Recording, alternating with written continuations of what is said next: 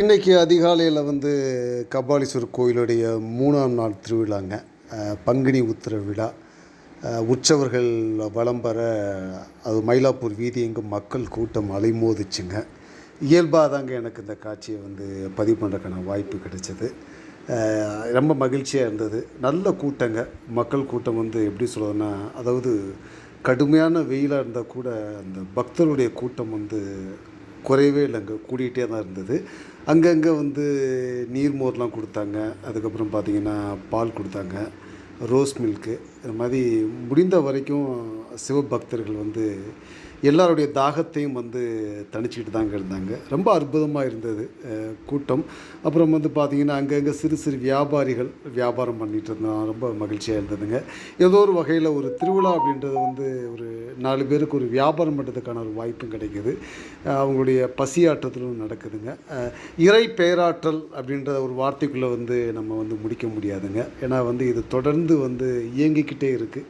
தொடர் இயக்கம் அப்படின்னு தான் நம்ம சொல்லணுங்க. ஆன்மீகம் என்பது அதாவது நமக்கு வசப்படக்கூடிய ஒரு விஷயந்தாங்க. ரொம்ப ஒரு அற்புதமான ஒரு விஷயம். திருவிழா என்பது நம்ம மகிழ்ச்சியாக கொண்டாடக்கூடிய ஒரு விழாவாக தாங்க நான் பார்க்குறேன். எல்லா மக்களும் ஒன்று கூடி வீதி உலா வர அந்த இறை பேராற்றல்களை வணங்கி ரொம்ப மகிழ்ச்சியாக இந்த நிகழ்ச்சியை பக்தர்கள் கொண்டாடுறதை பார்க்கும்போது எனக்கு ரொம்ப மனசுக்கு மகிழ்ச்சியாக இருந்ததுங்க.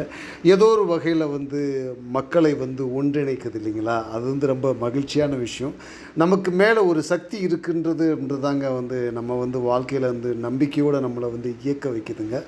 ஸோ ஆன்மீகம் என்பது எப்படி சொல்கிறதுன்னா, அது இந்த இந்த பூமியுடைய இயக்கம் அப்படின்னு தாங்க நம்ம சொல்ல முடியும். நம்ம வெறும் கருவி தான்.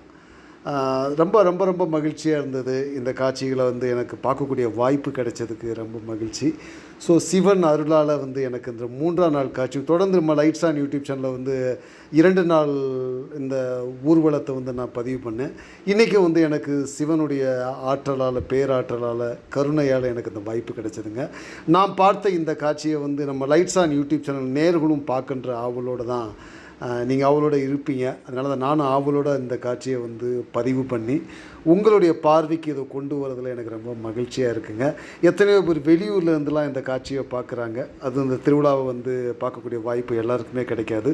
எனக்கு கிடைத்த இந்த வாய்ப்பை நம்ம லைட்ஸ் ஆன் யூடியூப் சேனல் அனைவரும் பார்க்குறதுக்காக தாங்க இந்த பதிவை நான் உங்களுக்கு பதிவிடுறேன். பாருங்கள், இறை பேராற்றலை எப்படி சொல்கிறதுன்னா நினச்சிக்குங்க. அது எல்லாத்தையும் நமக்கு நல்ல வழியில் வழிநடத்தி செல்லுங்கள்.